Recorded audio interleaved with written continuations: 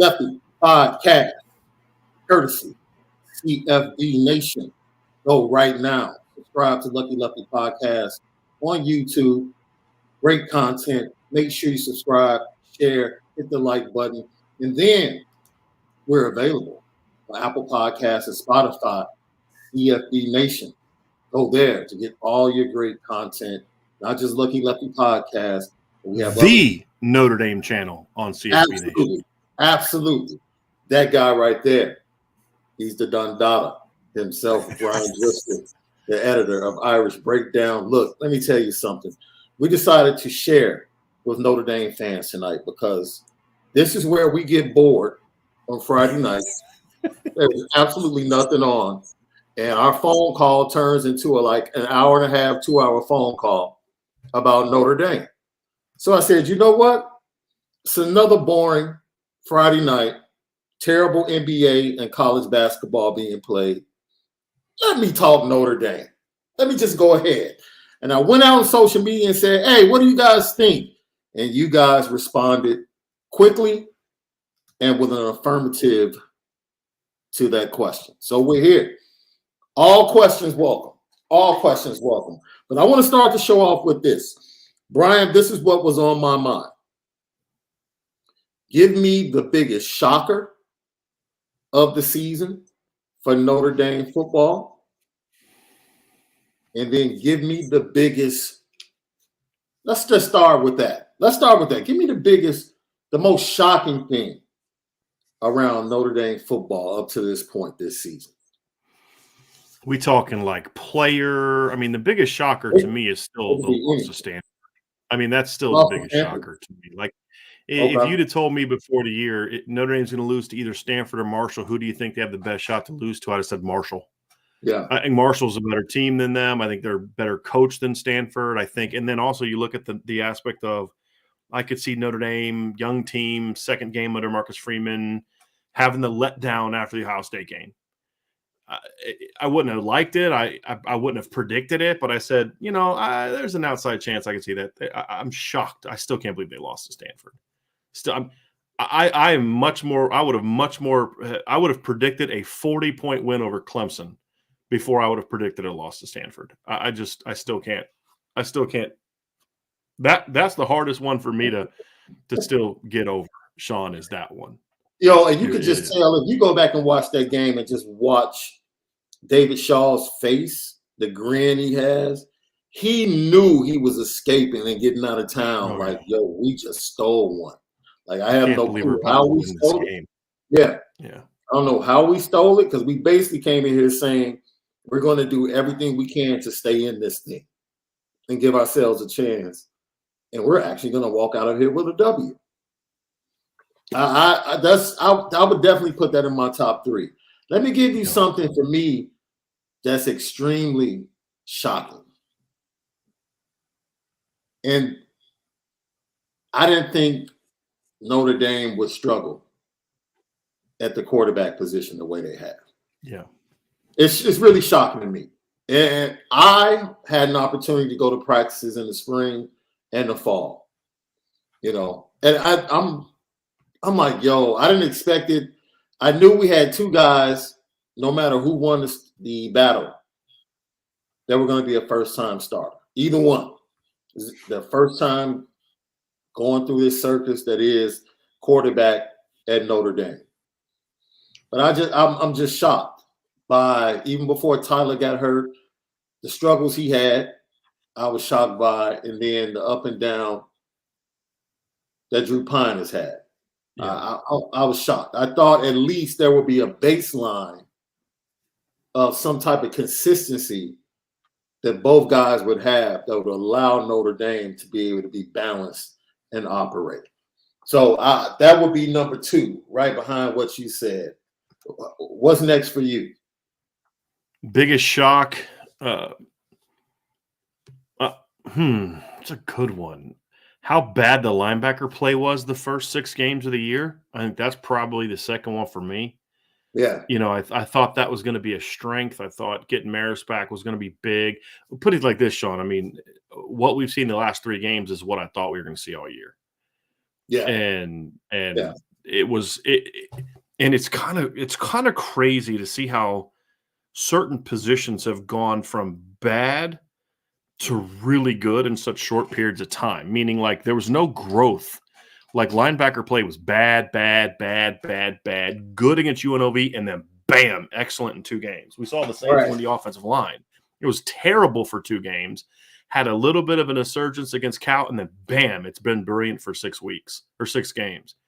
But how bad the linebacker play was probably, I mean, because you talked about the quarterback, that'd have been one for sure that I would have looked at, Sean. But I say, you know what? No, I got one that's even bigger than that. Lorenzo Styles. The play of Lorenzo Styles has been shocking to me. Like, you can't even catch the football. I mean, you can't catch football.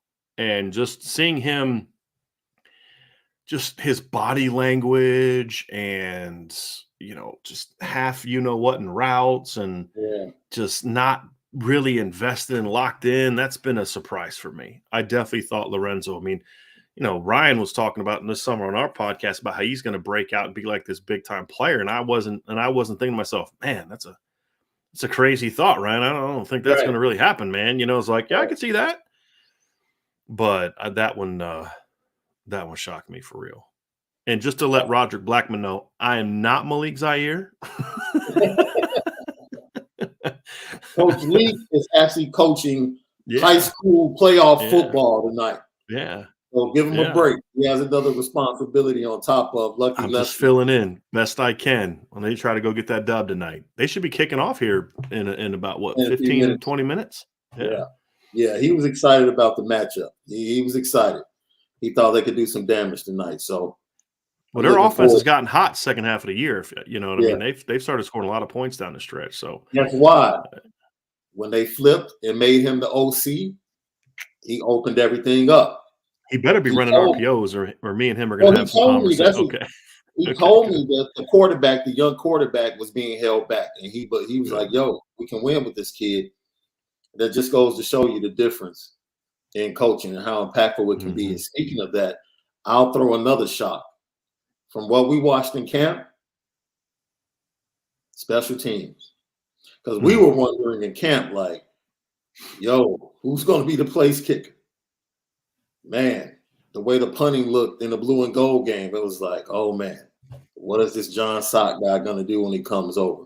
Ryan Mason's new. We've been so used to up and down, everything being up and down with special teams in Notre Dame. Are we going to have a return game where we can actually return the ball instead of just waving our hands up in the air like we just don't care? Catch you. And it literally has been the best unit on this in this program from start to finish. Yeah, absolutely. Not even close. Not even close. Like outside of field goal kicking and 1 punt return by BYU, the special teams has been tremendous. Like even against Clemson, we talk about the blocked punt and they almost blocked 3 others, but like that one kickoff where Zach Yoakum line drive, I mean, it's intentional. You could tell by his technique he was trying to basically hit a grounder. Yeah, but Will Shipley catches it like the 13, and he's getting hit like 3 yards later. I mean, the speed and just the way they get down the field, the discipline, and the energy. I mean, you love to see it, man. That's been and I'll say an individual shock. If you'd have told me before the year that Notre Dame's offensive line would play well against Clemson, I wouldn't have been surprised. I would have expected it. Harry Stan had been their 9th game. But if you'd have told me that Josh Lugg is going to dominate Bryan Bresee, I'd have been like, come on, man. You're giving me homer takes now. Like, you know what I mean? Like, come on, man. Maybe Jared Patterson, maybe Blake Fisher. Josh is a nice kid, good player, but come on now. And he did. I mean, he flat out did. He whooped Bryan Bresee for 60 minutes, man. It was a beautiful thing to see. Beautiful. You just watched the film. I think you put that out. I've been watching it. I've been watching it tonight, man. Like I was like, you know what? Like I'm working. I'm sitting down here in the office. Let me put this game back on again. And I'm just like, man, like to see the growth of him and Zeke Correll from game 1 to now has just been tremendous. And it's why we shouldn't overreact to 2 games about bench this kid, bench that kid. Everybody wanted Josh Lugg and Zeke Correll They wanted their scholarships removed after the first 2 Yeah. games. Right. And so I mean, Zeke's been so good the last 4 or 5 games. Yeah. Josh has come along too, but he was good against Syracuse and he was really good against Clemson. So was Blake Fisher. I mean, just the whole unit was great. Throwing the right side, just caving it in all night. And that's one of the things we talked about and worried about in our private conversations. How would Blake Fisher blend with the teaching style and coaching style of Harry Hiestand? That was like a concern. Yeah. And from the looks of it, he trusts Harry Hiestand. I don't think there's any question he's bought in to whatever Harry Hiestand is selling. Well, that's what I've heard behind the scenes too, Sean. Is from day one, Blake was all in.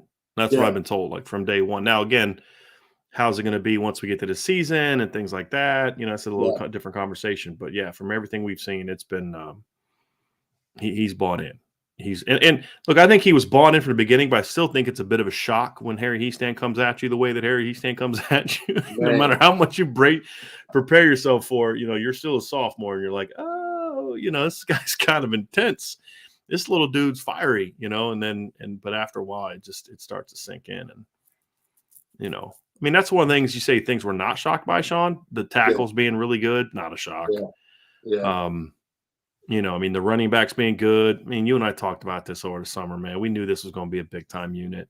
Yeah. Another thing that shocked me was just how long it took them to get Tobias Merriweather going, especially with the struggles of the other receiving corps was a big surprise for me. I thought he should have played in the opener. But it was a second about that. Oh, flat out he should have. Yeah. Flat out he should have. He almost he would have had a touchdown against Clemson if they had a pressure. It was second quarter, I think. And it was the play where I think the one where Drew scrambled. He ended up stepping into the pocket and scrambling. Chris Tyree had a great blitz pickup on Barrett Carter off the edge. Yeah. And Drew stepped up and scrambled. But if he would have had just one more second to throw, Tobias had smoked somebody. He was running a deep over route behind, I think he's behind Mayer. And he was he had 5-6 yards on the guy, Sean.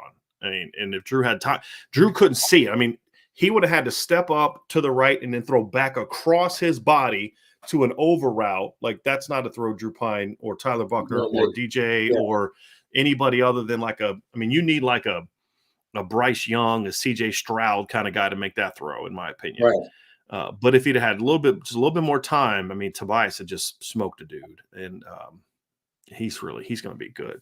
I can't wait to get him and because Jaden Thomas, if you use him right, is a good football player. Yeah, but I can't wait to get him with that freshman class of receivers, man. I cannot wait to see those guys. Like, I can't wait to see Jaden Greathouse in a Notre Dame uniform. Yeah. I can't wait to see Braylon James, running down the sideline, streaking past people. I can't wait to see Dylan Edwards returning punts at Notre Dame. Like, there's so much skill talent coming in on that offensive class. I just hope next year they don't do – well, they're not going to have a choice, Sean. Unless they get like 6 grad transfers, they're not going to have a choice but to play some of those freshmen next year. So it'll be good. They'll have to play. You know what's crazy? We can stick with that wide receiver room because that's something that's shocking to me. It's connected to the quarterbacks. But you talk about this 23 class. There was a time, and you would know this and I would know this. There was a time probably a week before the blue and gold game where we could say from a recruiting standpoint, I don't know what this wide receiver room is going to look like, right? It's like all of a sudden the Carnell Tate recruitment just went left. It just went left. And then you start to hear some other things. And I don't know where they were at that point in time on all of the Texas kids, whether or not they were trying to build and get them in the class. But there was a time where things were kind of shaky in the 23 class. For Notre Dame to possibly end up with 27, 28 kids in this class, and like you just pointed out, the quality of athlete that they have coming in. You have to tip your cap to this coaching staff because guys like you and me know like the ebbs and flows and the lulls and things happen. And it's like their response and their ability to be able to recover and go to the next point. They took a hit with the Cedric Urban Jr. thing when they decided to let him go. And they did it. I'm not going to sit here and say they did it directly for this individual. Like, okay, they cut ties with him to go and get this kid. However, the fact that we ended up with Jeremiah Love and Jay Lamar.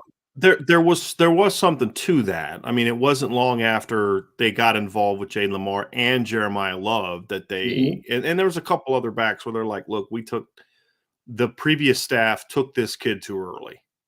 And that's the reality is the two coaches that were the driving force behind taking Cedric Urban Jr. early were gone. And, and look, we didn't love how it went down, but I also thought it was the right decision because, and I get where people are coming from, but they if they'd have made that decision like right now, if he had been in this class this whole time, right? Yeah. And let's say Jeremiah Love was getting ready to decide now and they're like, okay, we're going to get Jeremiah Love, so we're cutting bait on Cedric Urban, I'd rip him. Right. It's way too late in the process to do that. They did it super early. He was able to take all 5 officials if he wanted them.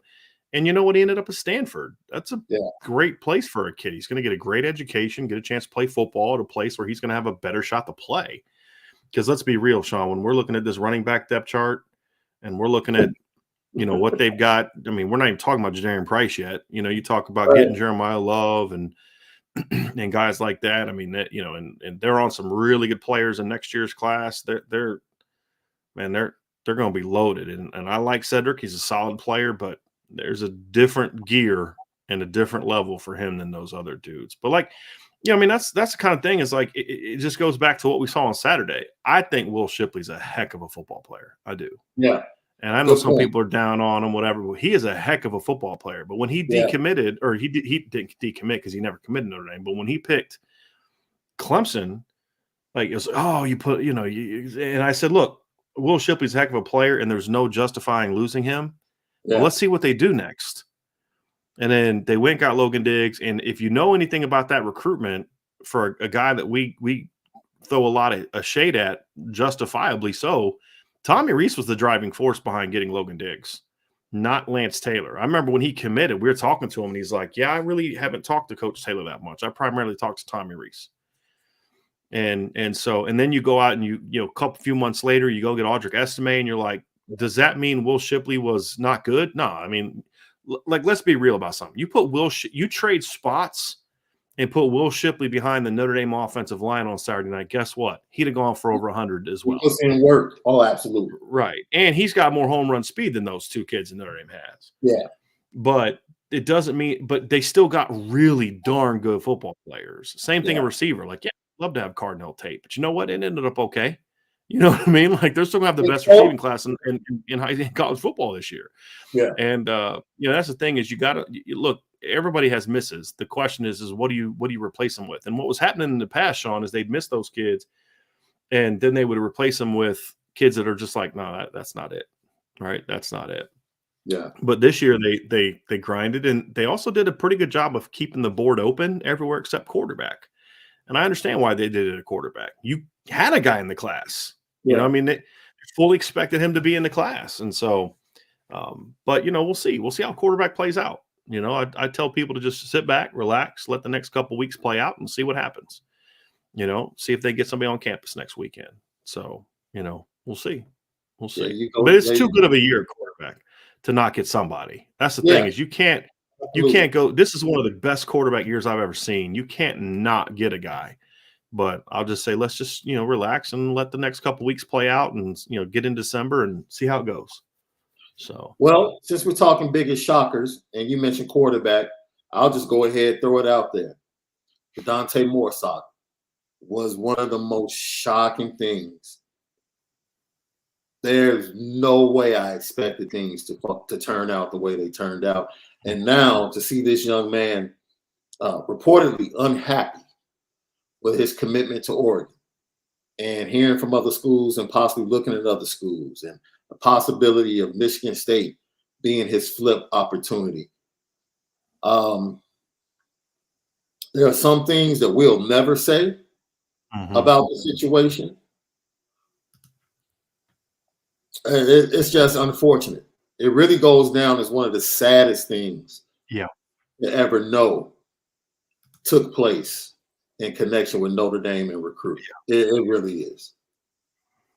It's disappointing. It's kind of Yeah, heartbreaking, really, yeah, because again, this is 100% my opinion. I don't have intel on this. No one's told me this. That it's just me, Bryan, sitting there on a Friday night talking. I think that's been a big reason his senior year's been so disappointing, because I think that rocked him, man. I think that yeah. rocked him mentally because he wanted to go to Notre Dame. He did. Now, look, is it ultimately on Dante?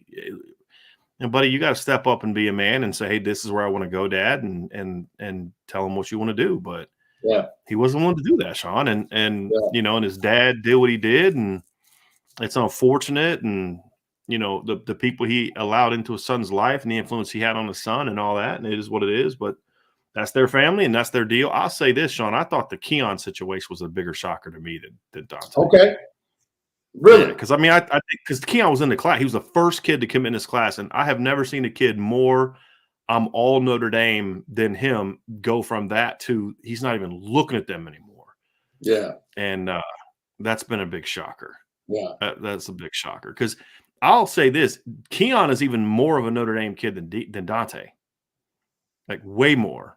Like Dante would have fit in at Notre Dame, I believe that, but Keon is like. That is exactly what you'd think a Notre Dame kid would be at that level.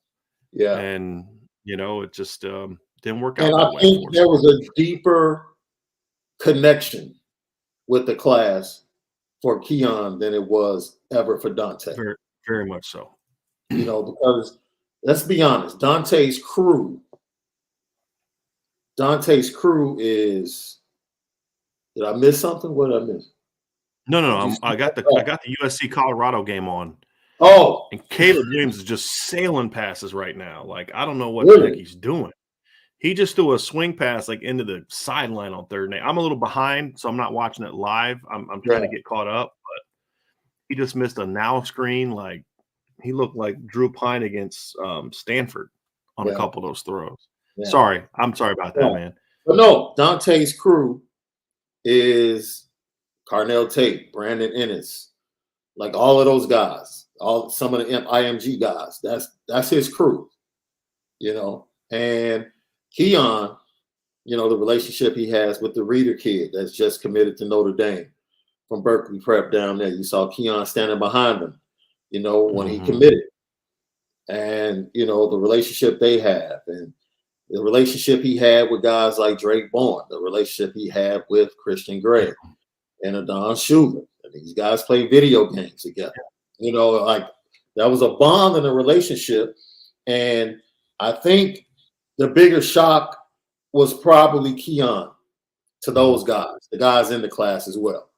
I would agree on that point, right? Because it went from him being part of everything and really being at the head. Him and Drake were 1A, 1B leaders of that class. Right. And all of a sudden it was just cold silence. And that's what really took most of the recruits. They were taken aback by that. Not the fact that he was considering anything, but man, like you're not responding to us. So that probably, that might crack my top 3. Yeah. That might that Bryan might that definitely might crack my top 3. But once again, if we're putting recruiting into that, Sean, it's my number 1. Like that's the biggest shocker for me. I mean, above everything we talk football wise, if we're talking recruiting being a part of it as well, that's my biggest shock. That's my number 1. Yeah. Lucky Lefty podcast, man. In connection with CFB Nation, partnership with Irish Breakdown. Go check us out right now. You can get every podcast, all of our great content and other great shows on Apple Podcasts and Spotify via CFB Nation. Follow us at Lucky Lefty Pod on Twitter and Instagram. And while you're at it, when you listen, go ahead. Give us the most stars you can. Don't hold back. Matter of fact, contact them and tell them, give us a 6-star. Strictly 5 is not enough. 5 is not enough. No, they need more. We greatly appreciate 7. it. 7's the ideal number. Oh, we're just talking any and everything Notre Dame. Ask any question, college football, whatever you want to talk about tonight, we're here. John Collins has something to say. In a backhanded way, maybe the losses to Marshall and Stanford has wiped away the laissez-faire attitude Notre Dame seemed to be holding on to from the Kelly years. You know what was interesting to me? Did you hear the comments that Audrey Estime made this week? Mm-hmm. Audrey Estime said, I think some of the young guys, and he included himself in that, took winning for granted at the beginning of this year. And he said, you know, when you come in, he said all of these older guys have won games, been to playoffs, and, you know, some of us just walked in and thought that's just the way it is. And now we've really kind of locked in and bought in to everything because we understand how hard and how difficult it is to actually win a game on Saturday. I thought that was really honest and transparent from him to put that out there, and kind of goes with what John Collins is saying. Like, maybe it took a loss to Marshall to kind of snap certain guys or make guys realize, you know what, it isn't just us walking out on the field and just being better from a talent standpoint. We actually have to put in the work and value what it takes to be Notre Dame or a Notre Dame football player. You know, I thought it was interesting to hear it from him, especially at this point as he continues to get better each week. And he's going through his struggles with fumbling and been humbled himself. So for him to say that, I thought it was the right vessel to speak that type of message, in my opinion.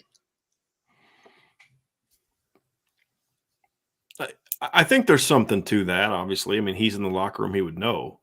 I guess my thing would be, I don't really feel like they snapped out of it until after the Stanford game, though. You know what I mean? Like, even the Cal game, like they weren't great against Cal. Caleb just got picked off. You know, they look great against North Carolina, and you thought, okay, they've turned the corner, right? Like, they're ready to go, right? And then they come out, you know, BYU look good, and then they lose to Stanford.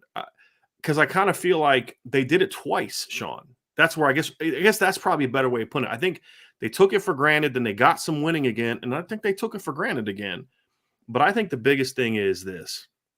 I think Marcus Freeman was always going to figure it out. I mean, we've talked about that. You and I have had how many conversations off the record about, you know, what we think he's going to do. I think the Stanford loss is the thing that caused him to say, all right, enough of this. And I was having a conversation with somebody today, and I said, look, I don't think it's that. I think that Marcus Freeman, and there was a conversation about it. Somebody put it on the Irish Breakdown message board. And they said that, you know, that they thought that he, something along the lines of how he did. I said, look, I think what it comes down to is I think Coach Freeman was trying to be a coach's coach. And he was trying to be, you know, look, I'm going to let these guys do their thing. And that's how I wanted it when I was a defensive coordinator and all. But like, look, they're not everybody's you as an assistant coach, right? And the thing that you and I, we did that show at Irish Breakdown on the Tuesday after the Stanford game. We said, if you're going to lose being you, right? And we've seen a completely different Marcus Freeman. And to watch that team go from what they were against Stanford to 3 weeks later destroying Clemson, I've never seen a turnaround quite like that, because they sleptwalk through 6 games. I mean, really, if we're being, you know, 5 out of 6 games. Yeah. And to watch that, and then just to watch the immediate change from him, you can only make that kind of immediate change, Sean, if that's who you always thought that's who you always were. And I think that from some of the intel that you and I have gotten, that Malik has gotten, that about kind of the conversations that were happening in the Goog after the Stanford game, I think he realized that exactly what we said, and it started happening before we said it. We're not saying he did it because Sean and I got on a show and said he needs to do it. And he's like, you know what? They're right. I was listening to Irish Breakdown today, and they were right. Of course, he should do that. I'm just saying I don't think he is doing that. He's not on the treadmill, like, you know, getting a workout like, man, these guys are talking some knowledge on me now. But I think you realize, like, look, this is what I'm going to do. If I'm going to fail, I'm going to fail doing it my way. But it also comes a level of confidence in yourself. Like, okay, this is how we're going to do it. and then watch that team respond the way they have. I mean, it's really impressive. It's been impressive. It is. And it's what we But thought this team was going to be. yeah, You know, I so agree.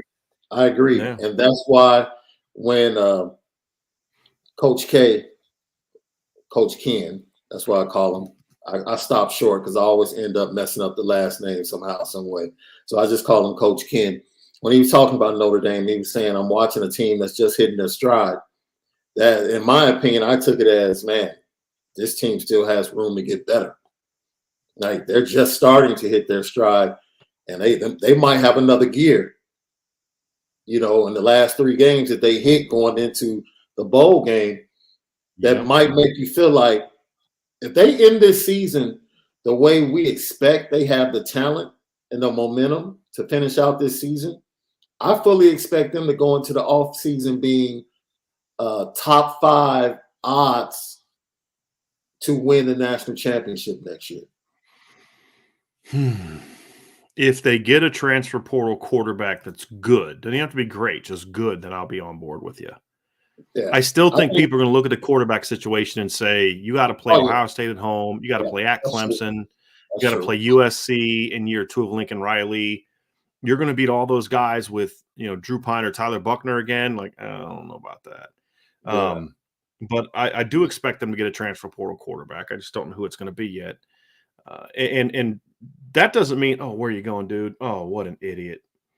They're about to get a safety. Hey, and by the way, my beard game is definitely much better than Mike Sanford's. I'm just going to throw that out there right now. So he can't see me on the beard game right now. But here's a question. Go ahead. You got something? No, we're good. We're good. No. Ben G, 1801. Is Micah Bell or Dylan Edwards faster? Micah Bell. Yeah. Dylan Edwards is shiftier. Micah Bell's faster. Micah Bell is one of the fastest student athletes in all of high school. We're talking just football. Yeah. He had the number 5 200-meter dash time in the country last year. Not for football players. Period. It's period. And he's, you know, like, so this summer, Dylan Edwards beat Peyton Bowen in the 100-meter, in the 40-yard dash, whatever, at the Future 50 thing. And he ended up winning the whole thing. He beat Zechariah Branch from the kid from Nevada going to USC. And he beat Peyton Bowen. And I was told he ran a 4.38 and Peyton Bowen ran like a 4.39, 4.4 flat kind of thing. We know Peyton Bowen's ran a 4.38 at Notre Dame the summer before his junior season. Yeah. And if you look at the time, I would say right now, if you were to see Micah Bell running, he'd probably be, if you translate his 100-meter dash time to 40-yard dash time, probably a mid to low 4.3 at worst. Yeah. I mean, he's a 10.3 kid, you know, who ran multiple 10.4s. It's not like he's a 10.6 kid who had that one great day and he felt it and he ran like a 10.37 or a 10.41. He did it multiple times as a junior.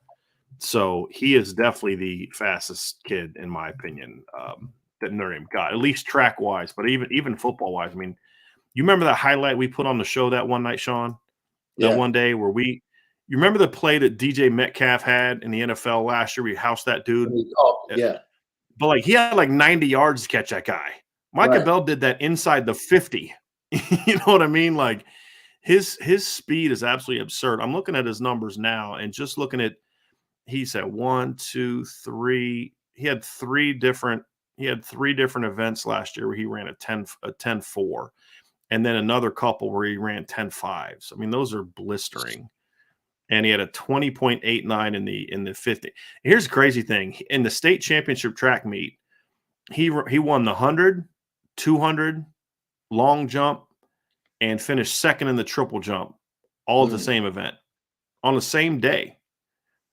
Like, that's kind of nuts. Yeah. You know, I mean, that's kind of nuts to do that. He had a 45.9-foot triple jump and a 24.5-foot long jump. That's absurd. Absurd.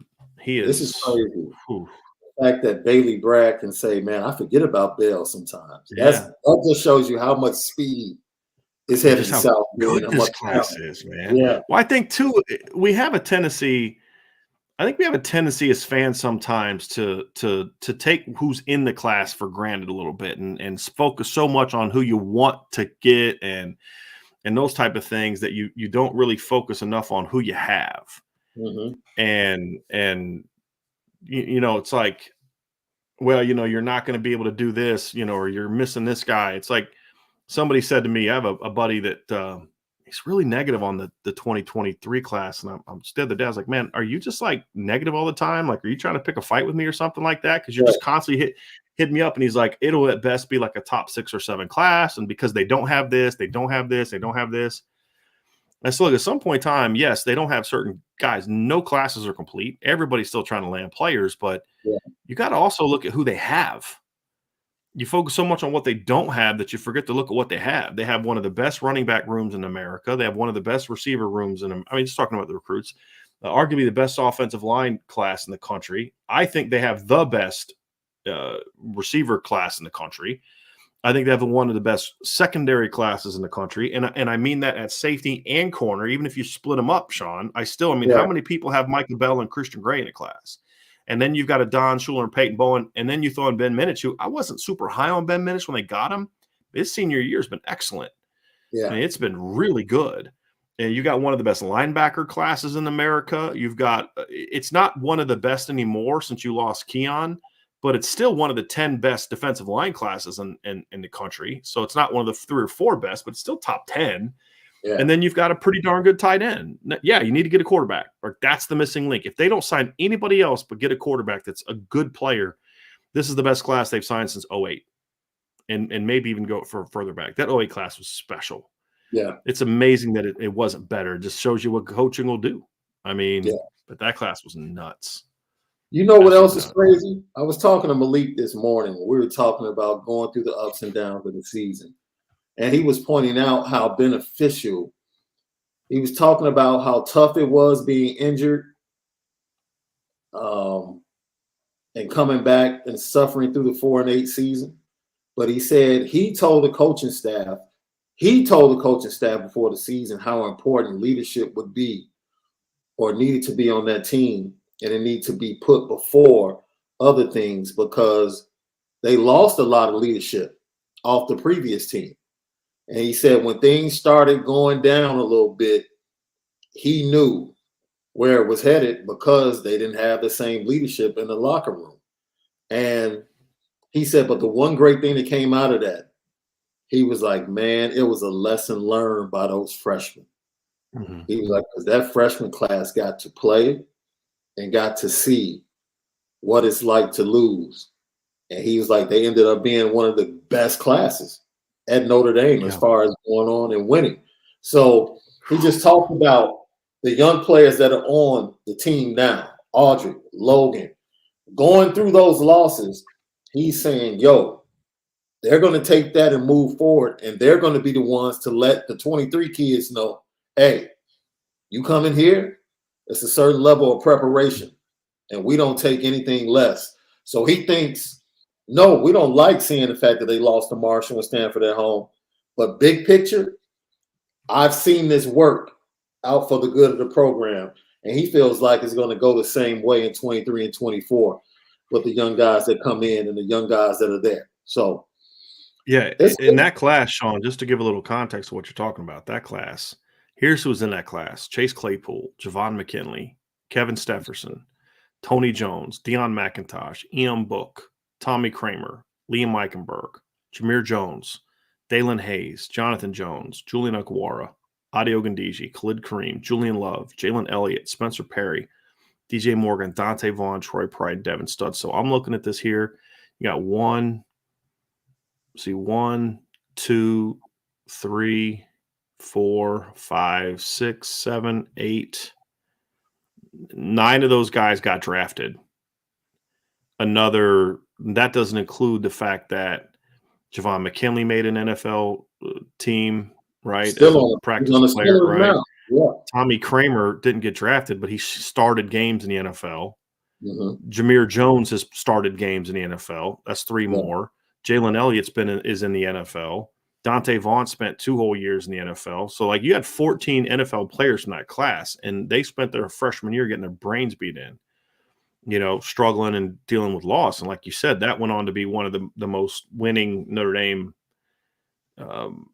teams ever. And to Malik's point, the 2017 class, the guys have stuck through that. The Haineses, right? The kind of thinking through that class, the Haineses, the Kurt Heinishes, the Bo Bowers, the guys that were committed early that stuck with the team. The Michael Youngs, the Brock Wrights, the Cole Kmets, the Avery Davises, the Josh Luggs, the Aaron Bankses, the guys that stayed through all of it. And then of course late you add Jeremiah Wusu-Koramoah late, you add Myra Tungvaloa late, but they went through that too, Sean. I remember talking to Robert Hainese's dad, like they went through those losses as well. They weren't on the roster yet.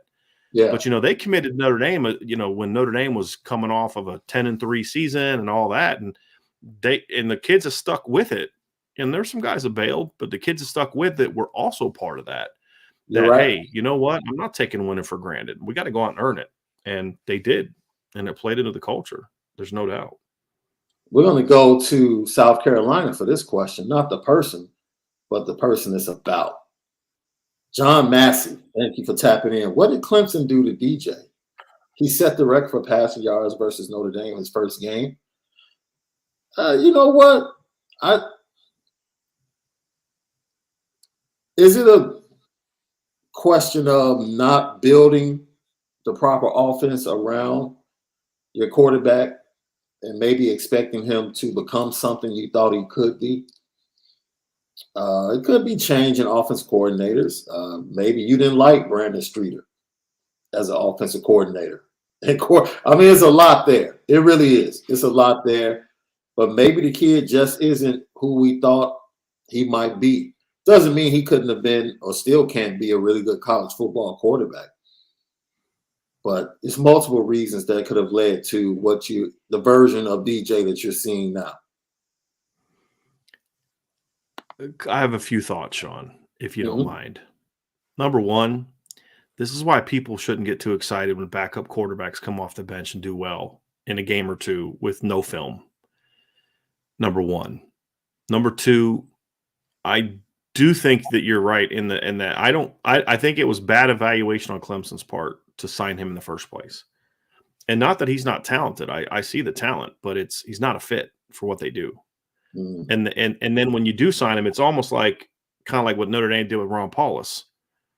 Like you keep trying to fit him into what you do, and then you tinker it a little bit here and there. But I think if DJ would have gone to a program where, like, I don't want him at Notre Dame. I'm not saying that, but like even in Notre Dame where it's more of a pocket-oriented, pro style, throwing down the field kind of team. If he were to go to a Wisconsin.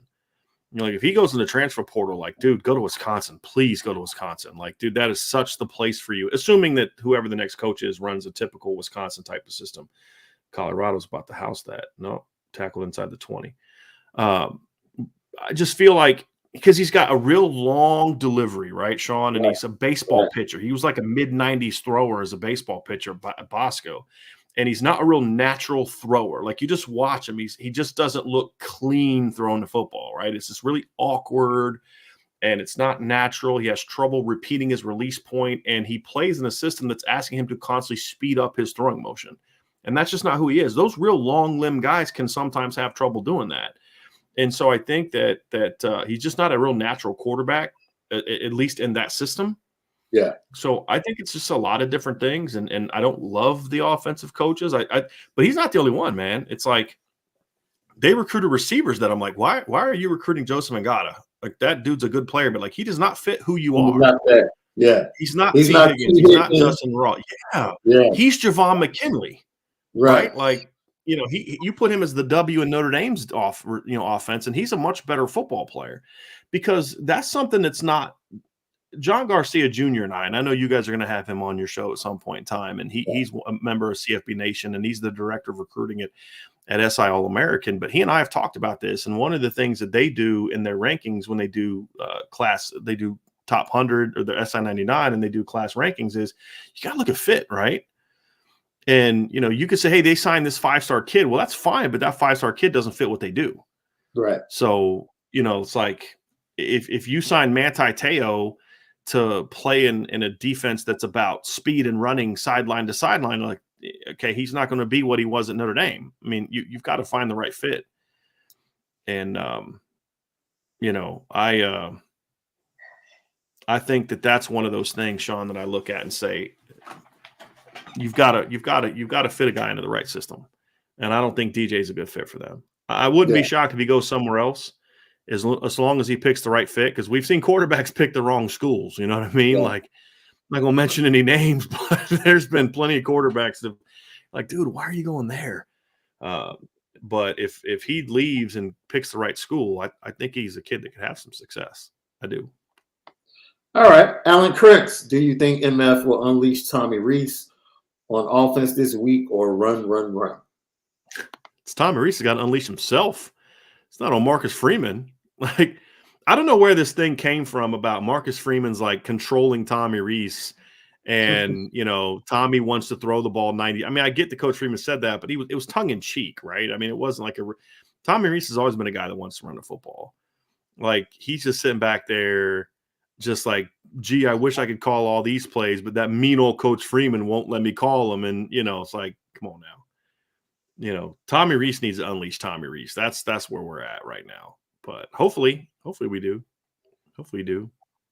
Yeah, I think they throw the ball a little bit more because Navy really struggles against the pass. I think they throw the ball more than most people would think tomorrow. John Massey, Lil Tunchi must be a huge. Well, I mean, your picture is Drake, but the fact you call yourself Lil Tunchi means that you must be a Lil Wayne fan as well. Is Josh Burnham going to be an edge player the next year or next year, guys? Yes, sir. That dude, let me tell you something, man. Josh Burnham has an incredible first step. Oh, incredible. Like, he's just small. He's just small. So he's getting off the ball. But when this year, he really wasn't. He's thin. Yes, he's thin. He wasn't strong enough. Once he makes contact, he's not able and strong enough to hold it and really turn the corner like he will long. But yo, his first step is amazing. He is 6'4" with super long arms. He just has to fill out. I mean, he was planning on playing linebacker. He just has to fill out. But yeah, he's going to play. There's a lot of folks that I've talked to at Notre Dame, you know, kind of off the record, and they love his upside. He's just not ready yet, you know. And you've got, and not only that, but it's not that he's not ready too. It's you've got Isaiah Foskey, you've got Justin Amiola, you got Jordan Botelho. There's dudes in front of him too, and so you let the red shirt happen. Josh is one of those kids that's okay being a red shirt, like Nolan Ziegler. Those guys are completely fine being red shirts, especially with the position move that Josh made. But yeah, he's got a chance to be a dude, Sean. He's because Ryan and I were at the Syracuse game, and I loved watch. That's my favorite place to watch a football game ever, angle wise, because you're much lower than your normal press boxes, and you can just like see right down on it. Yeah. And so we're watching him go through pregame, and we're watching him, and like what you talked about was so evident. Like that dude comes off at us, like they're running through drills. That dude comes off the line with a little bit different pace than everybody else does. Yeah. But also he's so long, man. So long. Colorado's beating USC 3-2. So 3-2, bottom 3-2. Yeah. Bottom of the fifth. Bringing in a reliever. Get the righty warming up in the bullpen. So oh man. Oh, lucky Lefty. So, but yeah, I said it during, I think it was fall camp. I went to a practice, and I remember hitting you after the practice like, yo, this kid, it was that day, it was him and Emil Wagner. Both. And Sean, he was working linebacker that day. He wasn't even working defensive line that day. He was still going through linebacker drills when you were talking about that. So you weren't even looking at him as twitchy for a defensive end. No. You were talking about him being twitchy for a linebacker. Yeah. Because he hadn't moved yet. Yeah. Yeah, he's going to be good. Yeah. Yo, it is fantastic. Carson Hobbs is out there putting in work. I see people, he's the new 24 commit. He's putting in work tonight in the playoffs over in Ohio. Scott Springer at S. Springer. You can go follow him right now. He just put up a nice S. Springer Sports on Twitter. He just posted a highlight saying this is why. This kid just committed to Notre Dame. Was that a play where he's coming off the edge? Yeah. Looked like he blitzed off the edge. Yeah. I just watched Ben Minich make a sick interception tonight as well. I don't know who they're playing. But yeah, he was in coverage and he just made a sick interception on the sideline. Just took a ball from a dude. Sweet. Yeah. Here's a funny question. Let's see. DM ND13. Who would win in a race? Sean running a 40 in high school, Bryan running a 40 in high school, or Michael Bell running a 50-yard dash?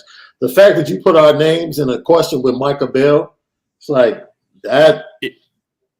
Look, Sean, I ran my senior year. The fastest I ever got timed was a 4.59. Okay. If I ran a 4.59 and Michael Bell was running from 10 yards behind me, he'd still catch me. Like that shows you how fast he is. Yeah.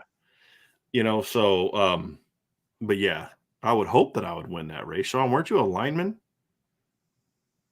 Weren't you a lineman in high school? Like linebacker, lineman kind of guy? Linebacker, but I really didn't. I never got timed in the 40.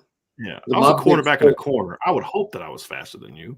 I was a point guard and a center fielder. Okay. So speed was my thing too, but we always ran 60s. Okay. They always timed us in 60s in basketball. Gotcha. And so I never ran a 40. So I literally could not tell you what my straight or like the 60 20 20 20. Okay. 60 straight. Okay. They would time us down to first base. So not first that's about 60 yards. So they would put it like just short of 60 feet, right? Yeah. Yeah, they're not looking sharp. First quarter's ended 3-2 game for the Buffs. They may not cover the 40-point spread they had tonight, Sean. You think? Someone's happy that put money on Colorado. Ashley Hill, salute to you. Happy Veterans Day. How long does a coach get to be average? I'm assuming he's talking, assistant coach or head coach. I mean, that's up to the individual school. That could be circumstances where the AD didn't hire the coach and he has a shorter leash, or a coach inherits an assistant coach and wants to give him an opportunity to be on the staff and show what he can do, but it's not his guy. So they might have a shorter leash.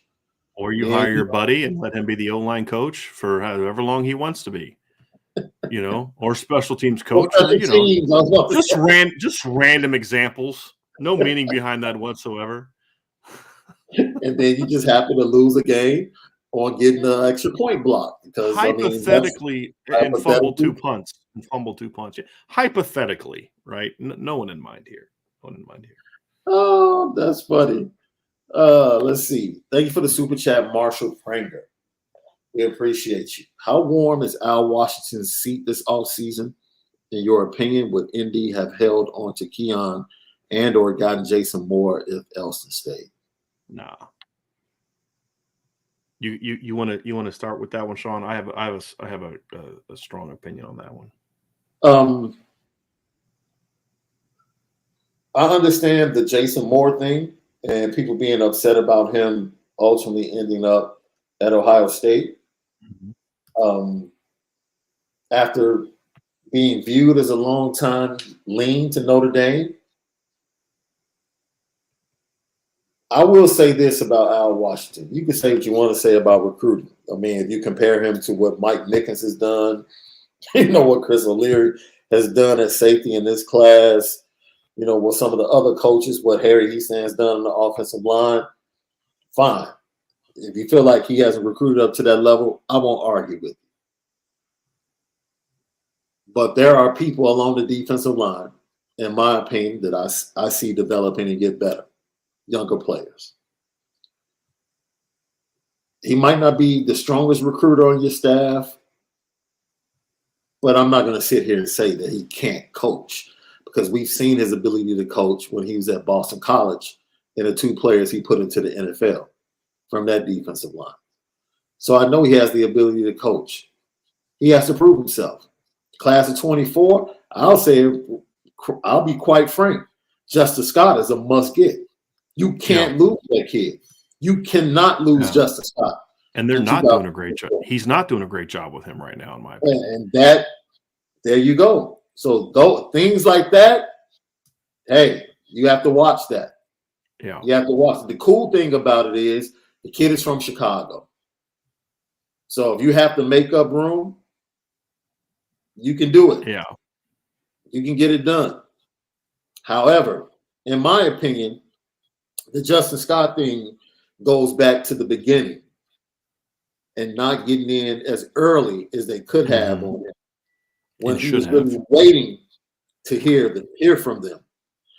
Now, you can blame the transition, trying to get acclimated, all of that, trying to lock in on the 23 guys, however you want to see it. We got to be sure we want to offer him first. Which, I mean, we explained it at the time. Like, look, they got to make sure they're going to offer him because he's the kind of kid that if you offer, you take. But when you watch the film the first time, you're like, yeah, but this one shouldn't be that hard. You were like 2 minutes into his film and said to yourself, okay. No brainer. This is a dude. Yeah. So, yeah, we'll see. It's a long way to go in the recruit. I think the biggest move by Notre Dame is going to be made by what they show on the field for the rest of this year. And then as soon as the open contact period starts in January, be the first school, the first coach into St. Ignatius. Do not let any other school beat you to the front door at St. Ignatius. The same way they were about Charles Jagasaw, as intentional as they were with his coach saying, we have to be the first school to see him. I'll be there before the doors are even open. You have to be that intentional with his coach and the coaching staff. You have to be the exact same way. So my feeling on that one, Sean, is I'm sorry, man. I thought you were done. I apologize. No, I am. Is the seat hot? No. Is his seat warm? It's kind of like his seat right now to me is where you are when you are in that car. You're in a car with like the heated seats and you first turn it on and it's just starting to get a little bit warm. Because I do see some guys developing, but I also think we've seen some guys maybe not progress the way that they should. But his coaching has been good. It hasn't been great. And his recruiting has honestly left a lot to be desired. I mean, he's done a really good job, great job with Brandon Davis Swain, according to you, right? And Brandon has been very open, but it's not just about a guy. You've got to be able to do better. I mean, look, you flat got beat for Jason Moore, and you led that one for a while. Yep. You know, look, I'm not saying he's the reason they lost Keon, but it's a reason. I mean, that's your guy. That's your position. Keon was fired up when you got hired. You know, I mean, that plays a role. You look at some of the guys in the 2024 class, like Elijah Rushing and Nigel Smith, Justin Scott, where they're not in as strong a position now as they were a few months ago. And, you know, so those are all things that I look at, Sean, and say, you know, that's concerning to me. That's concerning to me. And I need to see him do a better job because, you know, Mike Elson wasn't like this. You know, he wasn't Larry Johnson in his prime at Penn State, you know, type of coach at Notre Dame, but he did a good job. I mean, his guys were going to be coached well and sound, and he was going to recruit well. And look, he did get Keon and those other guys, but, you know, and I don't want to be disrespectful to Coach Washington, but like, I mean, getting Boubacar, getting Armel Mukum are not hard ones, but I'll tell you this: he beat Mike Elson for Devin Houston, whose brother played at Michigan, played basketball at Michigan. So that was a W because and he Notre Dame faded a little bit when Elson left Notre Dame, or when Notre Dame faded a little bit with Devin Houston when Elson left Notre Dame for Michigan. And there's a lot of people that thought Michigan was going to be the team to beat then, and now Washington came back and got him. So you know he's shown promise. It's just he for whatever reason he just hasn't found his niche yet. So I don't think his seat is hot by any stretch because I'm willing to give him next year for sure.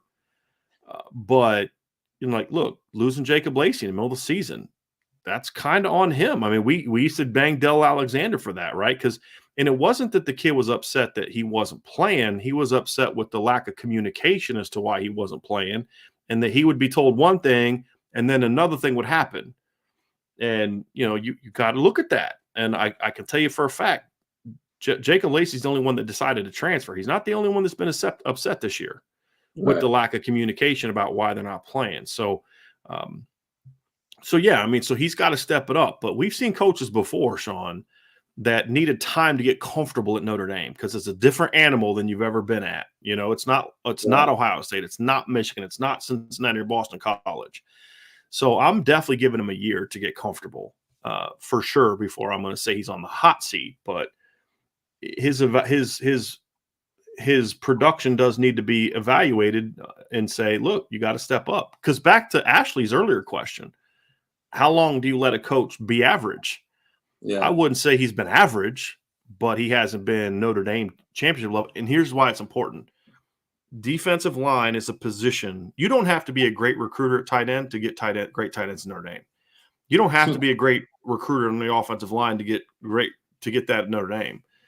But you have to be a darn good recruiter if you're going to get top defensive linemen in Notre Dame. That's not as easy of a sell.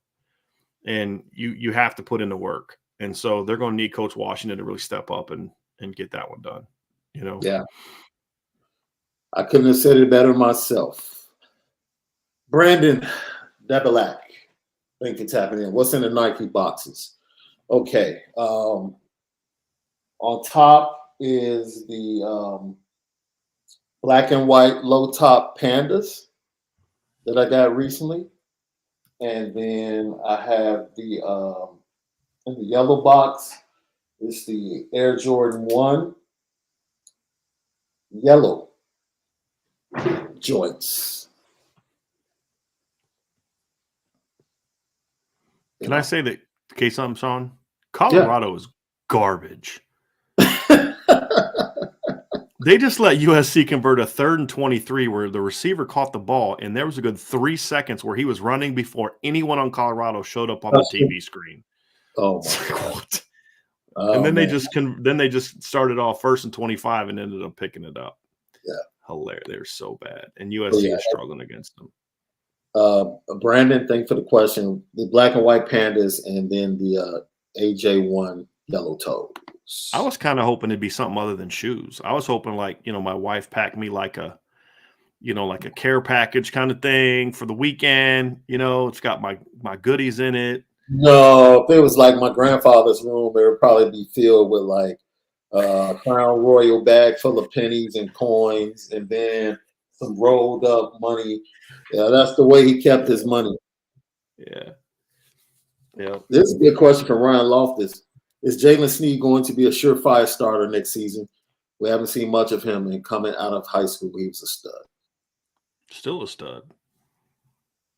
I mean, He walked into a school where there was basically 3 returning starters. And, I mean, Marist was starting until he got hurt, right? Yeah. But they're all probably going to be back next year. So is he going to be a surefire starter next year? No. Will he play next year? As long as he stays, yes. I think it's up to him. When you're that talented, it's hard to keep you off the field when you put in the work. He's going to decide how much he sees the field. It's up to him. The talent is undeniable. Like no one can question his talent. It's just a matter of what he does. And this is one thing I can say. Marcus Freeman has been adamant and consistent. You better show me in practice. Yeah. You better show me in practice. And he's not doing that enough from what I'm told. He'll figure it out. Yeah. Right. Because, Sean, isn't that kind of an issue, though? You and I have been doing this a long time, man. We've been around sports our whole lives. Yeah. It's not a surprise when some super freaky athlete kid shows up in college at a really good school and realizes I didn't realize that I thought I worked hard, but I realized that I was just so much better than everybody else that me working at 75% was still better than everybody else by a lot. And it takes them a while to adapt. It's not every kid. I mean, it took Jeremiah Usu-Koromo 3 years to get on the field. Part injury year 2, but he needed a year to develop too.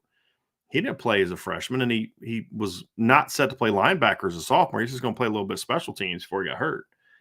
But it takes some kids some time. Not everybody's Manti, right? And Manti showed up a grown freaking man when he showed up in college. You know what I mean? Like 235 and a dude.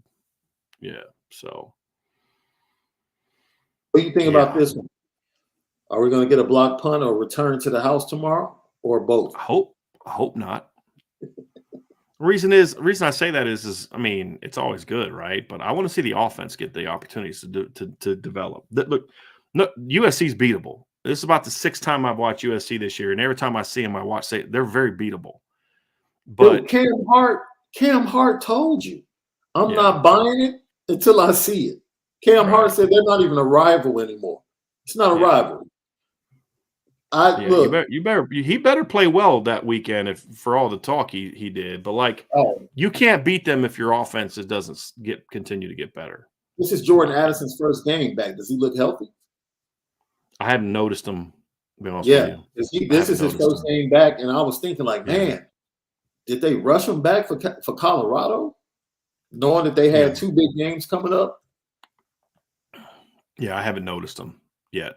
So it's hard for him. I mean, against Colorado, he should pop. Yeah, you'd think so. But I saw the only time I saw him, they overthrew a ball to him. So I haven't noticed him yet. El Nino Brown, yes. I believe our guy Ryan Roberts is going to be at the game tomorrow. Yeah. Yeah, Ryan is heading up in the morning. He'll be covering the game tomorrow from the press box. I've never seen a game from there from the press box. I saw one from the field, but never from the press box. It's a nice stadium. Locker rooms are sweet. At least they were back when I was in college. Yeah. We played a game there, when I was in college. So real sweet locker rooms. This will fire my guy up here. Do we switch to Nike when Under Armour ends? You see him shaking right now. Yeah, I prefer my shoes not to be made with slave labor, so I hope not. But probably, right? Probably. Oh, here's all I know for a fact, Sean. Whoever they sign with is going to pay them a boatload of money. Boatload of money. Boatload. That's true. I'll say this though. If Under Armour lets them walk, they're going out with a bang because the coach's gear is top notch. I'm mad we can't find it for retail. Can I say something, Sean? If I'm Notre Dame, this is what I would. You asked me if I was the king of Notre Dame, right? This is what I would do. I say, Under Armour, look, man, we love your gear. Your shoes and your cleats suck. So you got to do one of 2 things. You got to figure something out, or A, or B. We're going to sign with you for X amount of dollars to do all the gear, but we're doing cleats somewhere else, and they get double. I mean, get even more, because then you could kind of say, hey, look, we're going to stick with Under Armour, but hey, Reebok, you guys not Reebok, Adidas, you guys trying to get back into this thing, and we'll go with you for cleats. You know what I mean? And I'd see if I could swing something like that, because I really like Under Armour's gear, Sean. I do. I think the uniforms are nice. I think the coaching gear, like you said, the coaching gear is sweet. The gloves are sweet. It's just the cleats, and the cleats actually look sharp. The quality of them, from talking to the players and parents and stuff, the quality of them just sucks. Like, they're just bad, just really bad. But I don't care who they sign with, as long as they're hoisting up the trophy at the end of the year. They could sign with British Knights for all I care if they're throwing the trophy up at the end of the year. So I just went old school on this, Sean. So BK Knights. Lottos. Oh, man. Lucky Lefty podcast. Don't forget to subscribe to Lucky Lefty on YouTube, and also available on Apple Podcasts and Spotify at CFB Nation, in connection with Irish Breakdown. Follow us on Lucky Lefty Pod on Twitter and Instagram. I think this one is for you, BD. Reed Satterway says, BD, who is your dark horse for a freshman next year that will not only play but be a contributor? This is a good one. Like B. Morris, this year. I remember you being super high on him last year. I was super high on him. There was nobody other than maybe Daryl Morrison, his dad, that was Yeah, higher, and Mike Mickens that was higher on Benjamin Morrison than me. But even then, Sean, I did not see him being this good as a freshman. I didn't. I thought I thought he'd contribute. I thought he'd have more of the role Jaden Mickey's had. That's what I thought Benjamin Morrison would be doing. Like, yeah. good number 3 guy, get some time off the bench, all that kind of stuff. But I didn't see him doing what he's doing, But who's that guy next year? I mean, first of all, the easy one's Peyton Bowen. I mean, that's the easy one. Yeah. But let's not use the low hanging fruit like him and Jaden Greathouse. Like, those are the 2 easiest ones for me. Yeah. Like, Yeah. those are no brainers to me. I think kind of looking at I think one of the interior defensive linemen will play next year, whether it's Devin Houston or Boubacar. I think one of those 2 guys will play next year, to me. And, see, so part of this too is I got to see what the roster looks like who transfers out, who declares for the NFL draft. Like, if Brandon Joseph goes pro, then don't be shocked if Don Schuler's getting run next year. Right. But I'm hoping that Dylan Edwards is their punt returner in game 1. That's one thing I am hoping for. I don't root for things, but I'm hoping that he wins that job game 1, because that'd be fun. That'd be fun to see him return punts in game 1. But Jaden Greathouse and Peyton Bowen are the easy ones, Sean, for me. Those are. It's not even close. Would an offensive lineman be able to fall into there? Right. There's one right not too far from you. Yes, I was just about. That's where I was headed. He was ranked high. Notre Dame got him in the class, but the step that he took this year, I think he might end up being a lot better as a freshman than most people probably thought. Way big step from last year. Yeah. Yeah. Like, am I saying it's going to happen? No, I would never say a freshman will start at Notre Dame on the offensive line. That's going to be hard. You're going to have Billy Schrouth, Rocco Spindler, Andrew Kostovic. You're going to have some dudes coming back next year. But, man, watching him play, like, I just got like these visions of, I think I said this to you, Sean, the other day in a phone call. You got Zeke Correll coming back at center. You got Joe Wald at left tackle, Blake at right tackle. If you were to tell me that by the 4th game of the year, when they go to play Ohio State, that the starting lineup is going to be right tackle Blake Fisher, right guard Charles Jagasaw, Zeke Correll at center, left tackle Joe Walt, left guard Billy Schrouth, would I be upset about that? Nope. Nope. It won't be as experienced as this year's line, but it'll be pretty talented, a more talented group. But I could see Jagasaw doing that. Yeah. I could see Sullivan Absher doing that as a guard. He's got a bigger technical jump to make because he's going from a triple option team. And I know that they're going to really try to have both of those kids play tackle. But they really like Charles Jagasaw as a left tackle candidate. It's just one of those things, Sean, where it's like, he may be too good not to play him, and you can't play him at tackle, because you're not bumping Blake inside to put Charles at tackle, right? But and it probably would make more sense to have him at left tackle since you want him to be left guard since you want him to be left tackle so he can still play left-handed, and then maybe put Lee Schrouth at right guard. But still, man, I get that the massive is what I was looking for, like Jagasaw and Blake side by side, like because. Did you see that picture from the game they were at? Was it the UNLV game when Drake Bowen was standing next to Charles Jagasaw? Drake Bowen 6'2", 230, and he looked like a little kid standing next to Charles Jagasaw. I was like, you got to be kidding me. That lets you know how big he's a behemoth, man. Oh, he really is. He's athletic though. Yeah. Yeah. You Notre Dame fans, you will have fun watching them play. Ashley Hill has another one. I think he asked us this early in the week, so you could take a stab at this off the back. Do you think the D-line will take a step back talent-wise next year? How much trouble are we in if the O doesn't improve? No, I don't think it takes a step back talent-wise. I think it'll take a step back experience-wise because they're going to lose Jason Adamiola and Isaiah Foskey, and probably they're going to lose Charles Smith. This is not the NBA. Chris Smith. And then they're going to, they'll probably lose Justin Adamiola. So those are experienced players. But, I expect Gabriel Rubio to be better next year. You'll have, I think Jason Onye is a guy that they love as a potential, breakout guy for next year. You'll have Nana's really stepped up. Alexander Ahrensberger's back. You'll have Tyson Ford will be healthy in year 2. I've heard a lot of good things about Donovan Heinisch as a player. Josh Burnham would be stepping in. Maybe Badelho finally breaks out as a regular guy. So, they'll have a lot of talent next year. They'll just be young. So I don't think they're going to take a step back per se. I just think they're going to be different. But I think they'll be better at linebacker. They should be better in the secondary. So I don't think they'll be in trouble at all. That's what good teams do, right? You lose great players because didn't we hear this when they lost Wara and Khalid Kareem and I'm going to take a step back, and then Dalen Hayes and Adi were like, nah, we're good. Right. And it was well, they lost Adi, Ogundiji, and they lost Dalen Hayes. So the D line is going to take a step back, and Isaiah Foskey is like, nah, we're good.